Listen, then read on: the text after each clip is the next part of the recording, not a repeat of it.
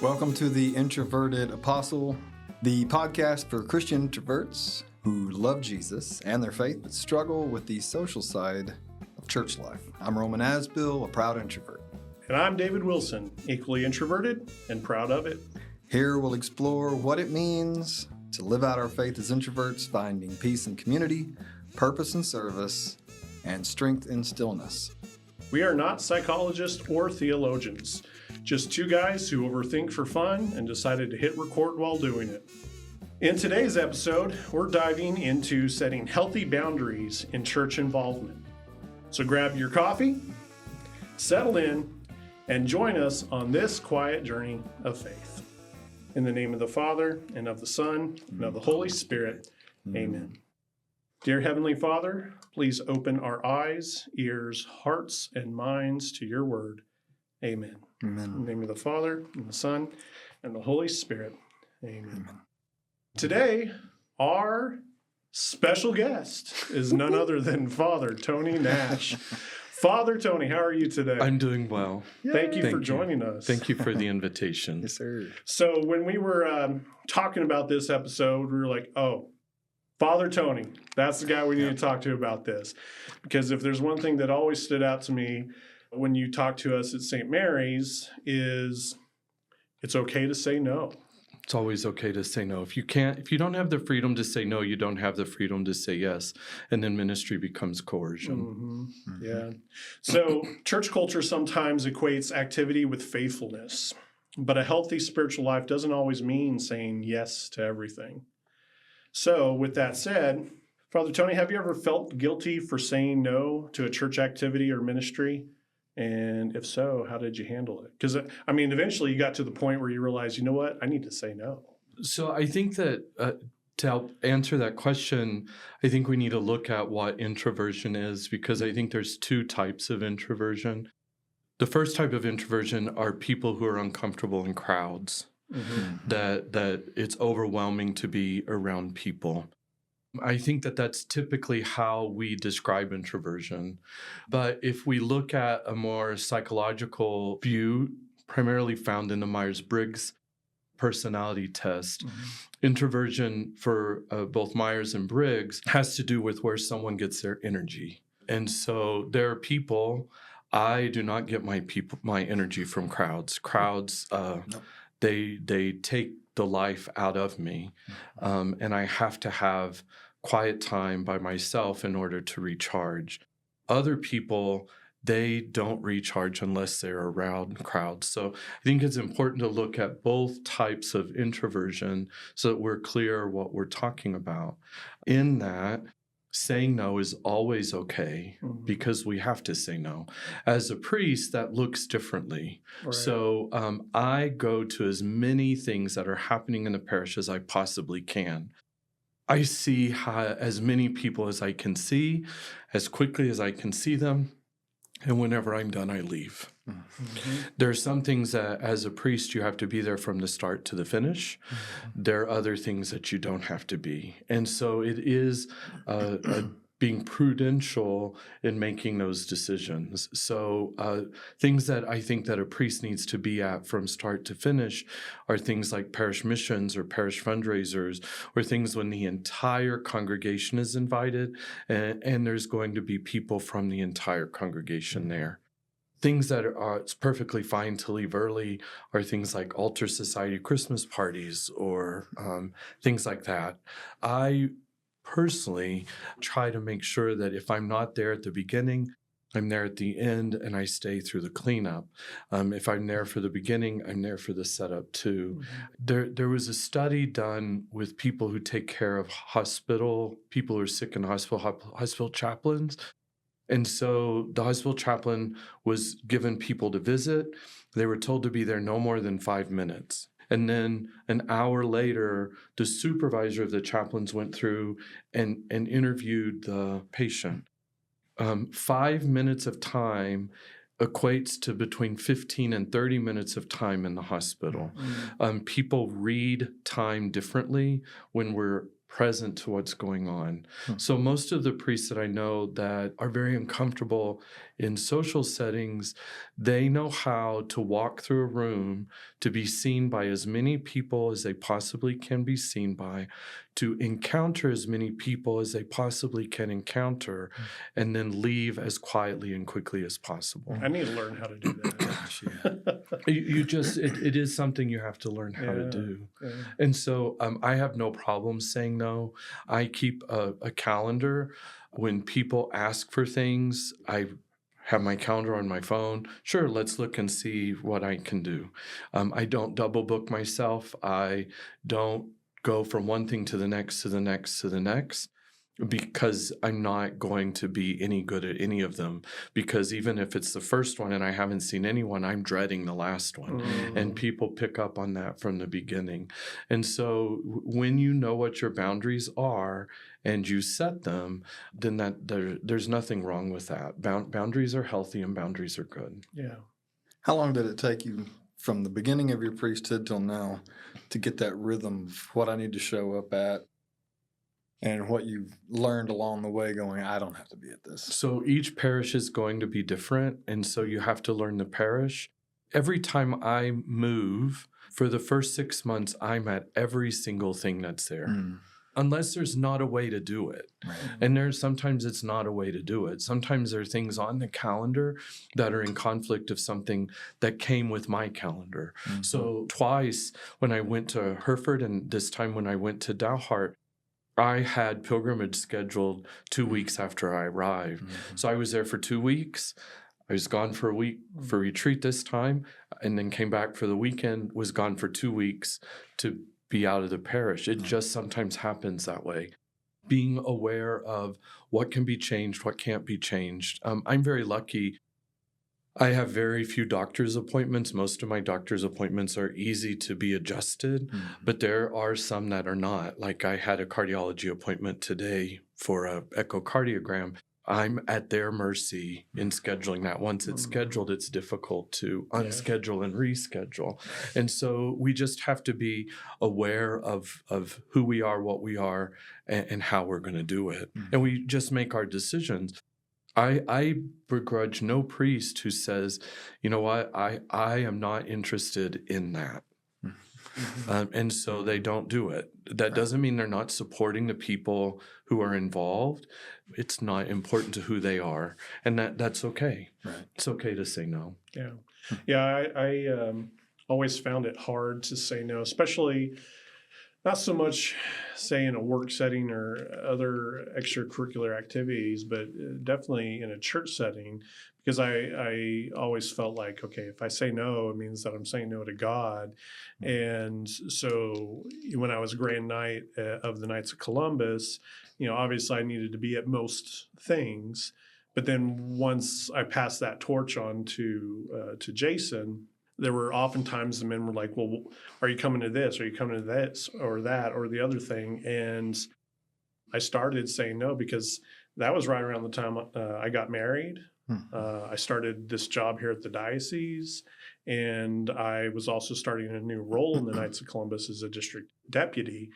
And, in the past, we always joked about how men in our council who became district deputies, we never saw them after they became a district deputy. And so they're quite shocked that I show up to the things that I do show up to, but they kind of like to give me some sass about not showing up to other things. And I'm like, listen, like I've got to pick and choose. And so I've had to, over the last year, have had to kind of teach myself to say no because, man, I was feeling overwhelmed. Yeah, I think season of life definitely plays into a lot of things. Yeah. And particularly lay people, probably their life could flip drastically from being single to being married or, something, a job change. But season of life, you can't set a hard no, and then that's going to be a hard no for the next 20 years or a yes. It just really depends on what's going on. Right. But, yeah, seasonally. But, yeah. For grins, what do you know your Meyer? Briggs off the top of your head. INFP. Me too. Oh, I love it. And every time I take it, I become more introverted and more perceptive. Every time. Great. So, and every once in a while, so when I went to St. Mary's, I took it, and that P and J had changed at the end because I was learning how everything had to be scheduled. And that's those last two letters are how do I organize my time, right? A person who has a J, it's labeled judging. It's really not judging. It's labeled judging, but a person that has that personality trait organizes their time in very definite, very regimented, very agreeable for them. Someone who is P, but time kind of works how I want it to. And when you're averaging 10 to 20 appointments a week, you have to know what's going to happen. So yours is a J or a P? Mine's a P, but okay, it changed. Yeah. Personality changes over time. Yeah, I'm INFP too. When I saw it, I was like, oh, all the weirdos. Awesome. Yeah. But it fit, yeah. Less than 5% of the population, right? I think it's 2%. It's one of the smaller. Yeah. It makes me feel special. Yeah. Because I'm that unusual. Yeah. It has nothing to do with my personality test. I'm just that unusual. Right. That's cool. Do you know yours, David? Or It's been so many years since I took it, and when I was working for the university, a few years into working for the university, I switched over to the Clifton Strengths Finder assessment, and so I'm very familiar with that one. Yeah. I know I'm an IN, but I don't know what the other two are. Gotcha. For the Myers-Briggs. Yeah, that's cool. So, Father Tony, how do you discern when you've overcommitted in church life? What's that process look like? So I really think that the only way that you can overcommit in church life is by not being aware of where your spiritual gifts lie. It's very easy to say no to something if it is not part of your spiritual gifts. So I had a very good friend in Hereford. I've known her for many years. And as some changes were happening in that parish, there needed to be someone who would kind of take care of some of the social stuff for the parish. And she said, I'll give you 18 months because this is not my gift. I do not like to do this, but I am very organized. So I don't mind doing the organization, but I don't want to be doing the parties forever. So she gave a very hard, this is what I'm willing to do. She knew her why. So I think it's very important to figure out what our spiritual gifts are. Because if we're acting out of our spiritual gifts and we're not getting overcommitted, we're not taking on those things that don't give us life.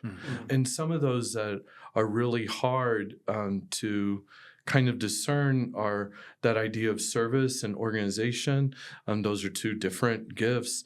They're very similar in some ways. Administration, also very similar in some ways, but they are all three very different. I think when we know what our spiritual gifts are, some of those are very similar. Administration, service, organization. Most priests do not have the spiritual gift of administration. I don't mind figuring out how things get miscoded and where it is. Those things I enjoy. But most priests rely on someone else who does have that spiritual gift to help them make sure things are administrated. If we know what our spiritual gifts are, it makes it easier not to be overcommitted. And typically we don't burn out. Burnout is almost exclusively connected to working out of gifts that are not native to me. These are things that have to be done. Someone has to do them. I'm the pastor. That has to be me. I don't know that I ascribe to that. I don't let anyone tell me what I'm going to do in the parish. If you come with a great idea, Father, we really need this. Great, you're in charge of it. Oh no. You need to be in charge of it. No, I don't, because I don't care. I'm sure that you're right. This is exactly what we need. And you identified it. So you have buy-in where I don't. Right. And so I delegate a lot of that. We can always delegate authority. It's more difficult to delegate responsibility. Have to be responsible for what goes on, but I can let someone else make the decisions and decide how it's going to go on. Last year you had brought that spiritual gifts class and that Neely and I took, and I'll tell you what, that was an eye opener. I mean, there were some of the spiritual gifts that were listed for me that I was like, yeah, that makes sense, and then there were a few that I was like a little surprised about, and I think it was the same for Neely as well. But the people that I talked to that took that class with us, it was a kind of a game changer for a lot of them. And it seems like, a lot of parishes might actually thrive more if individual persons know what their actual spiritual gifts are, as opposed to fighting against the grain and doing something that maybe really isn't in their wheelhouse. What was that class? It's called and gifted from the Catherine of Siena Institute out of Colorado Springs, Colorado. Yeah, I would recommend checking into that, folks, because I'll tell you what, it was a big eye opener. It's one of the things that people are surprised. I'm a very poor preacher. I'm a horrible preacher. You? Yes. I'm an excellent writer. Okay. And that's why my homilies are always written out. Yeah. A daily mass homily, because it's only 1 or 2 minutes, that's not a problem. But every once in a while, someone will say, Father Tony, Father so-and-so doesn't preach with a script. We'd like you to try it. Sure, I'll do it for 1 month. But just know it's not what you think it's going to be. Well, what do you mean? I know how to start. I don't know how to stop. Yeah. And so a 7 to 10 minute homily quickly becomes a 15 to 20 minute homily.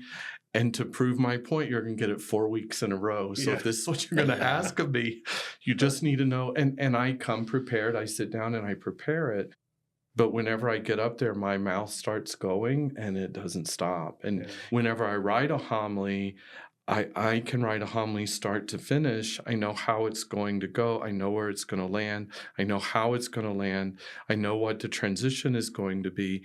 It's all there. And so people say I'm a good preacher. I'm not really a good preacher. I'm a really good writer. And that's my 3 main spiritual gifts are administration, teaching, and writing. And so I'm a really good writer. I'm a really good teacher. I'm a really good administrator. I can do some of the other stuff.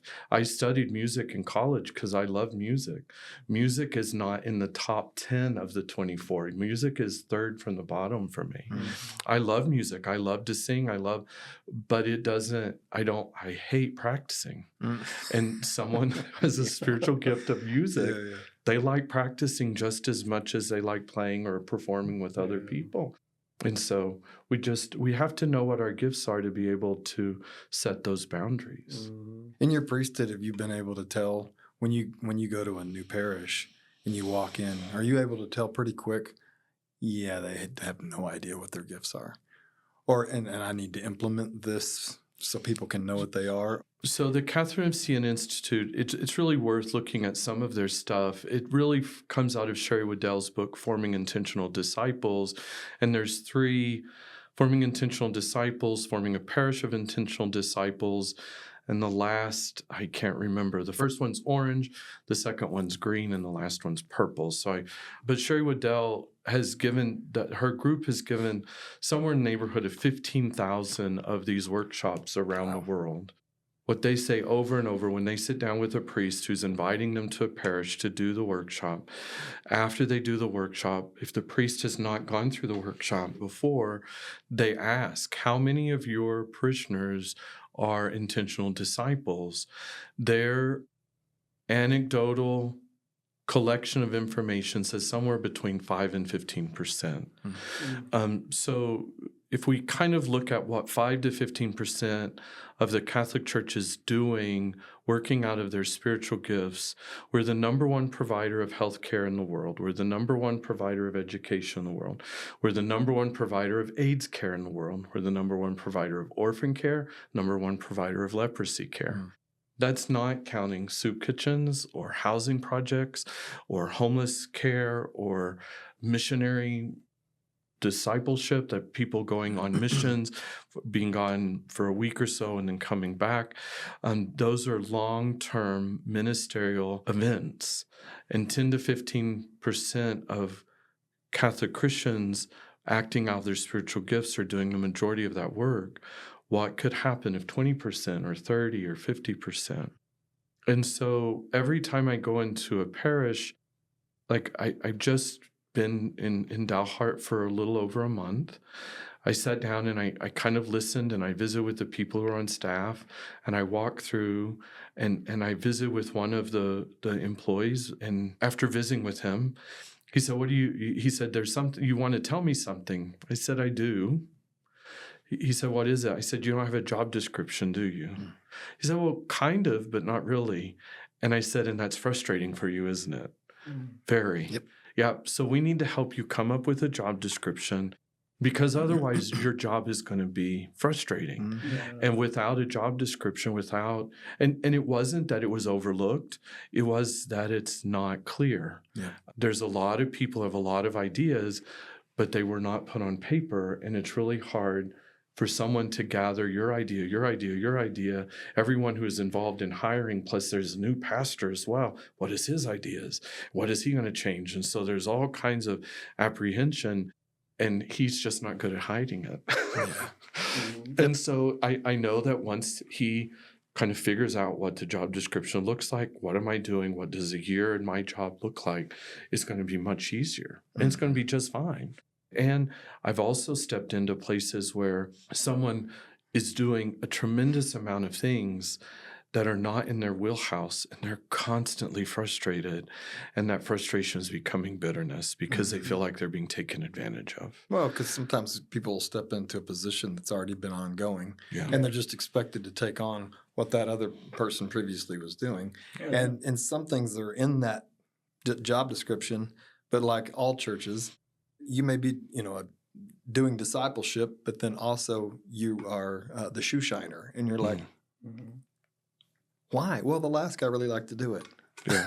How did I get stuck with this? Yeah. Well, and it's not right or wrong. It just is. Yeah. And you can almost guarantee that if you dread going to the meeting, then you're probably not in the right position.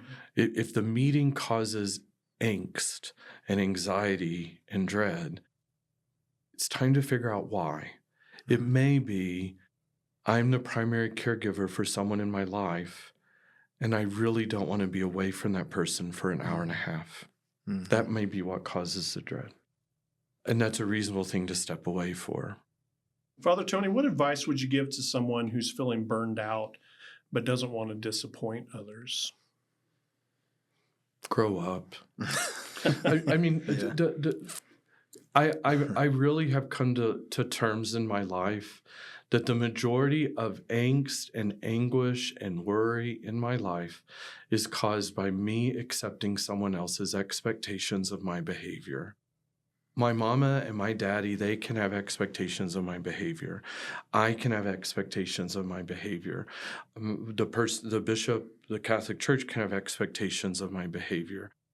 But in general, burnout is almost always caused by me allowing someone else's expectations to overwhelm me. It's my opinion. But again, I haven't really experienced burnout. I have no problem seeing a therapist. Every time I transition from one parish to another, I see a therapist. After being pepper sprayed, I'm still seeing a therapist. That was much more traumatic than I really thought it was. Yeah. And so I don't feel comfortable hearing confessions face-to-face any longer. And so I make people use the screen. If they want to do face-to-face confession, they have to make an appointment. I don't think that that's unreasonable. Some people do. But again, until you're pepper sprayed in a place that's supposed to be safe, when that happens to you, and I hope it doesn't happen to you, I'm not saying go out, get pepper sprayed, and then you can come complain to me. But I'm not ready, and I'm okay with that. And it's about setting boundaries. I think it's about having boundaries, and I think making clear what expectations I'm accepting and what expectations I'm not. I mean, I think that the people of God for a priest have every expectation that he should be in his office, that he should keep office hours, that whenever I call to make an appointment, that he tries to make an appointment with me. That it may be, like the other day I got a phone call, can you get to the hospital? I can. Can you tell me what's going on? My mother is dying. I'm really sorry. I'll get there as quickly as I can. Well, I said, is this like immediate? Is this, I think that we have a couple of days. So I was kind of at peace. And so it took me 15 minutes to get there. That's not a long turnaround. She died 3 minutes before I walked in the door. And those things unfortunately happen. We can't, life and death. And the family was very, very gracious. I got there, I visited with the family. I've taken care of her. Our funeral's coming up. And we'll take care of her there and her family. And then we'll continue to take care of them as they need after funeral and burial. And so what are my expectations of myself? What are the expectations I let someone else put on me? And I think that burnout is almost exclusive, is connected much more heavily. Exclusive is a strong word. I think burnout is much more connected to expectations. Are they just? Are they fair? Are they reasonable? Are they not? And I think that for people in ministry, we want to meet people's needs. We do.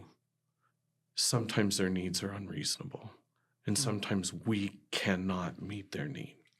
The number of people who get very upset, I will meet with anyone for any reason, but I refer very quickly. I'm not a therapist. I have some pastoral counseling, but not enough to be effective. It's not something I'm good at. I'm much too blunt.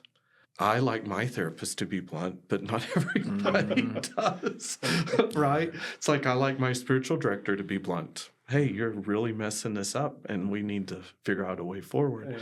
Not everybody wants that.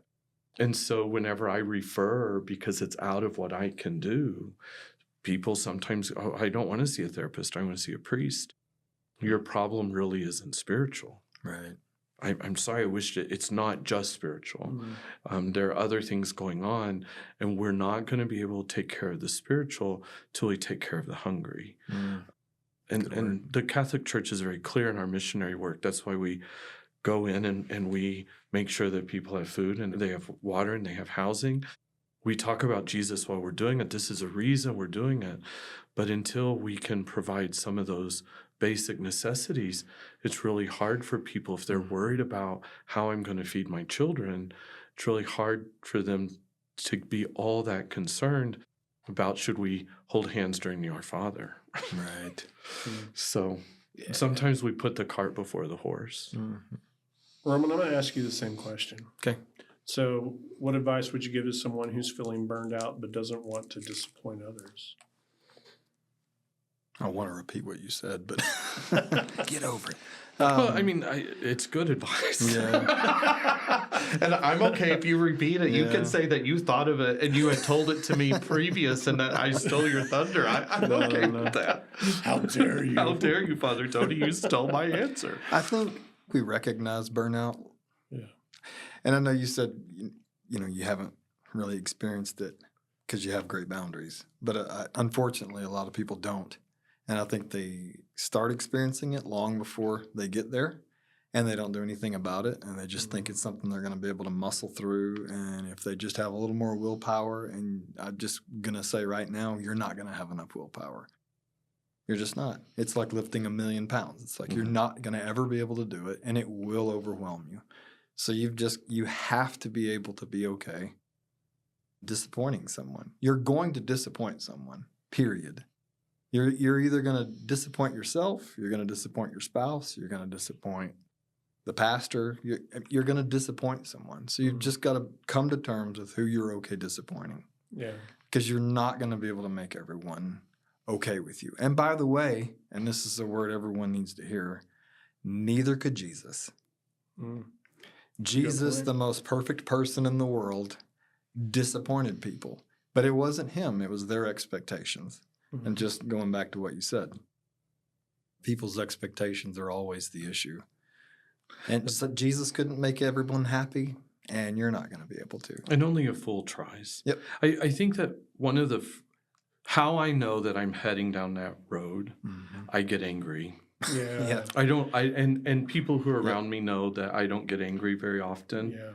And I had, in transitioning to St. Mary's, I did that as COVID was happening. Mhm. And it was the first time that I did not have a therapist that walked with me in that transition because my therapist had retired. I had seen Dr. Ken McTake for years off and on. When I needed him, he got me in. I had needed him for 6 years. I called and his office was closed. It was very hard to find a therapist. Yeah. And I lost my temper with a parishioner over something. They were wrong. They were wrong. But I was just as wrong for losing my temper. I should not have lost my temper.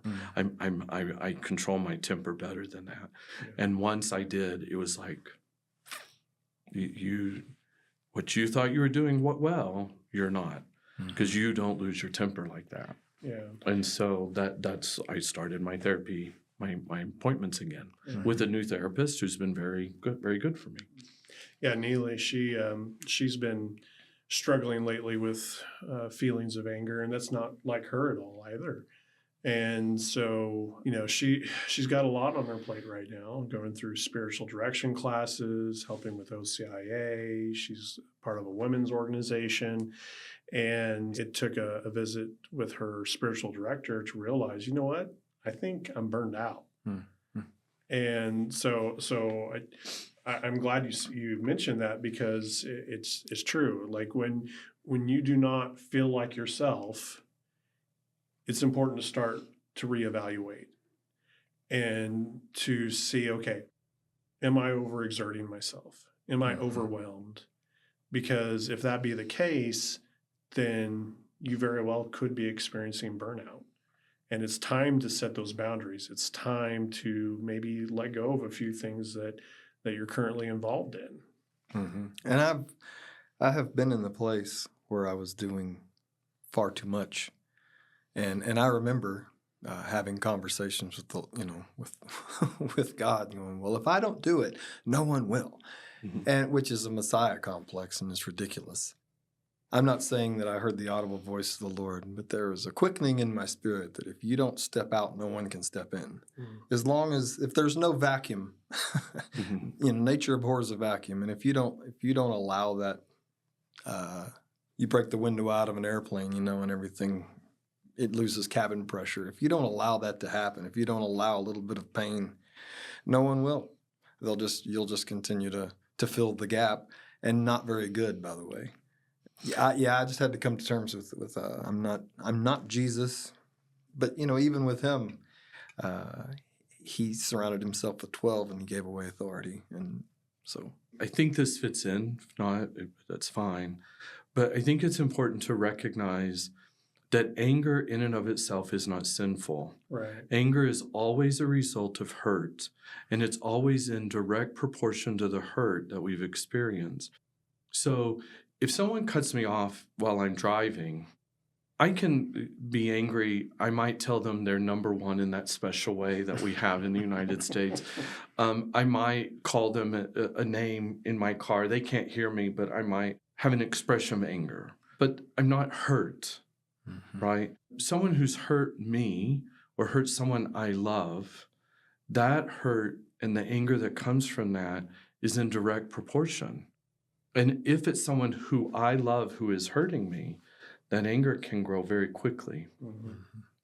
Anger becomes sinful whenever it becomes bitterness. Yeah, it's whenever I'm not able to walk through the hurt and put that hurt in context so that I can put the anger down. Yeah. Because anger that does not get processed becomes bitterness, and then bitterness becomes resentment. Yeah. And it's very difficult. Bitterness is a little bit easier. And depending on how you look at it, maybe you see resentment before bitterness. I see it the other way. I think bitterness is just, I don't like it, but I have to be around them. Resentment is, I'm not even going to be around them. Yeah. That's how I make that distinction. And it's very difficult to move away from bitterness and resentment because those become character flaws very quickly. And so when we don't have good boundaries, when we don't give ourselves permission to say no, when we don't act out of our spiritual gifts, when we're constantly feel like we're being piled on, then the place that we're supposed to feel safe and the place that we're supposed to feel love, the church begins to hurt us. And it becomes very easy to be angry at the church. And frankly, there's a lot of things, multitude of reasons to be angry at the church, very justifiably so. And if we're not willing to say, this hurt me and it still hurts me, if we try, it's not that big of a deal. If we try to brush it aside, that hurt, it grows and it festers and it changes from hurt to anger to bitterness to resentment. And when we start to have bitterness or resentment towards the church, it's very easy to have bitterness and resentment towards the church's bride, Christ. And then all that stuff just gets really, really messy. And then it has to be teased apart to be able. Yeah. And we've all met them. We all know people who are very, very, very involved in church, very, very involved in ministry. And something happened and it all went away. Not even just, I'm not doing this ministry anymore. I don't even want to be around other believers anymore. And that's the danger if we don't have boundaries, if we aren't clear. Father Tony, how can church leaders encourage healthy boundaries while still promoting community involvement? Once I've been in a parish about 12 months, 18 months, I can pretty well pick out very quickly who the real movers and shakers are. They're usually behind the scenes, not always, but often. And I can typically help them. I can see where some of their spiritual gifts lie. There's several spiritual gifts I can identify very, very easily. I can identify hospitality in another person very, very. I recognize it. It's like a light. I can see that person is hospitable. And so if I can identify some of the spiritual gifts, I make sure that I don't ask them to do things that are outside of their wheelhouse. If I can't, if I think, I'm not for sure if this person has a spiritual gift, but it's clear that this ministry is important or this idea is important because I've heard them talk about it, I'll talk to them about it. Whenever I ask someone to do something in the church, I always preface it with, it is always okay to tell me no. Oh, no, Father. No. If a priest asks, we should never say no. No, that's bad because I get it wrong sometimes. The only spiritual gift I can identify every single time is hospitality. I see it before they see it. And you know them. You've seen them, right? These people that the first time you meet, you want to spend time with them. It's because they make you feel welcome in their life from the moment you meet them. I can identify that.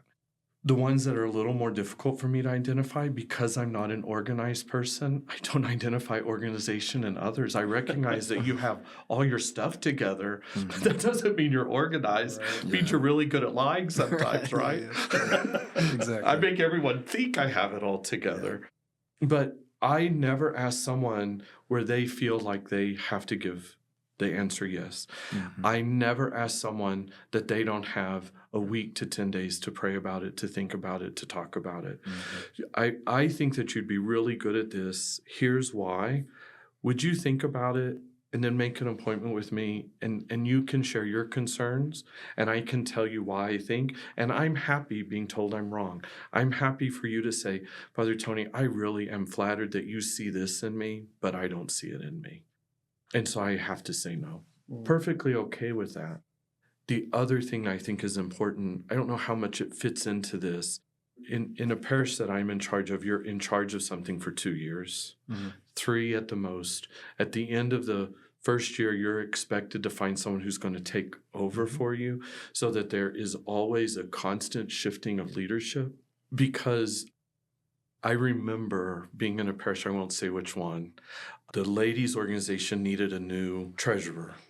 And the person who had been doing it, she had been a professional bookkeeper for years. She's retired. Everything is on paper. The person who's willing to take it on, I'll do it, but I have to do it on computer because I don't know how to do it on paper, but I do know how to do it on computer. The woman who'd been doing it on paper, no, I'll just keep doing it. She did it till she died about 6 years later because it can't be different. every time leadership changes, it's going to be different. A priest in Houston, James Burkhart, he talks about, I met him, we were talking about, I was in the middle of a transition from Shamrock and Wellington to Hereford, and I was visiting. How do you know when it's time if something needs to change? How do you know? Because when bishops, every letter I've gotten, I'm assigning you, remember, a good priest doesn't make changes for a year. It doesn't always say that, but that's the implication. Don't make changes for a year. How do you know when it's time? And Father James said, Tony, even if you do everything the exact same as your predecessor, you are a change. Just the fact that you are not him, or you are not her, whoever, if it's a woman who's running the ministry, you are a change. And so he said, I don't ascribe to don't make changes for a year. I ascribe to I'm already enough of a change. If there's going to be another one, there has to be a very, very good reason, because I'm already enough of a change. And I've approached it that way. I've had to make changes. Some of them are not well received.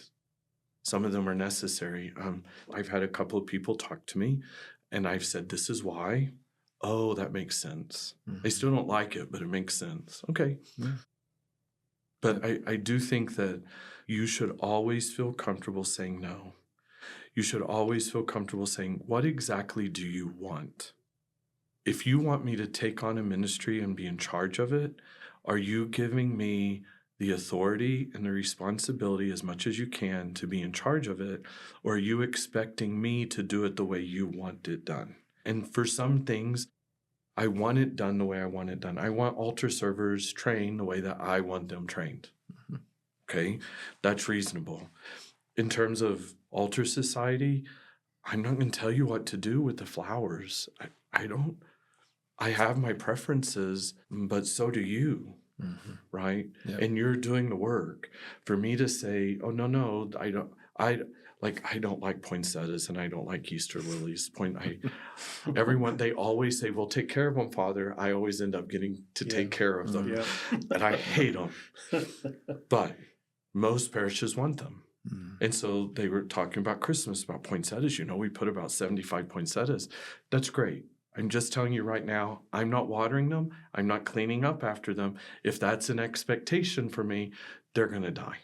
Yeah. And I'll throw them away when they look bad. Yeah.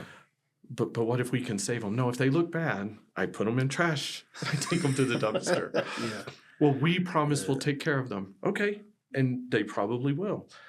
I'm happy letting someone, if it's something, a ministry that they're attached to, a ministry that's important to their heart, me telling them how to do it is not reasonable.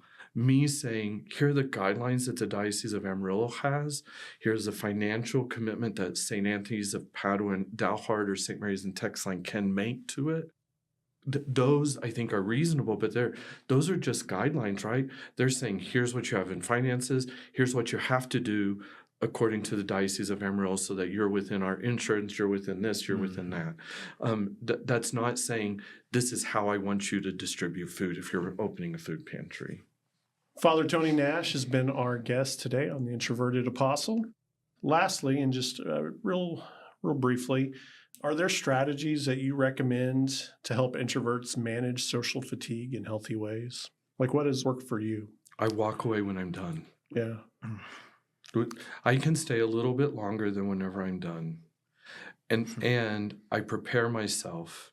If it's a fundraiser, I'm going to be there from the time I get there to the time that it's over. Unless it's Saturday night and I have the Sunday morning. I'll stay as late as I can, but I have to sleep in order to be ready for the next day. Yep. I just have to. So I go in already knowing what I'm willing to do, what I'm not willing to do. I'm not a drinker. I like a gin and olives. I don't like tonic, but I love really cold gin with olives. I find that at social events that are really large, alcohol helps people who are uncomfortable in that situation. It helps them feel more comfortable because it lowers inhibitions, but it typically makes it worse long term. So in functions where I know I'm going to have to be there for the long haul, I don't drink any alcohol. I don't have a beer. I don't have a glass of wine. I drink water. I drink iced tea. I'll have a soda. Because even though the alcohol can sometimes make me feel more comfortable being in the group, it also, since it does lower inhibitions, it makes it likely that I might say something that I wouldn't normally say. Mm-hmm. And so that's not fair to the people that are gathered there. If Father says something, I've not ever said anything that I know all that inappropriate, but if it makes them question or makes them uncomfortable, then I've undone what I should not have undone. So I don't drink in social situations. I think the third thing, have an exit strategy. Your people, the people around you know you. They know that you don't want to be there. That you don't have to tell them. It shows. It shows on us. I mean, it's like a big light. I don't want to be here. Yep. Like eat at Joe's. I don't want to be here. And we fake it for as long as we can. And people are very appreciative that we faked it for as long as we can. But it's perfectly okay to say to the person who's in charge, you've done an excellent job. I want to thank you. It's time for me to go. And you don't have to make excuses. You've thanked them and you've told them what you're going to do. There's no excuse there. Thank you. This is, I really would like to stay longer, but it's time for me to go. Well, thank you so much, You're Father welcome. Tony, for being with us today. Yes. Thank you for the invitation. Yes. All right. Well, until the next episode, remember, even a whisper can move mountains. Switch to the Sicilian alphabet on a regular basis. Well, sir, I'd tell you that, but I'd have to kill you with a Sicilian necktie. I don't think so. No, no, no, no. I don't think so. No, no, no, no. It's never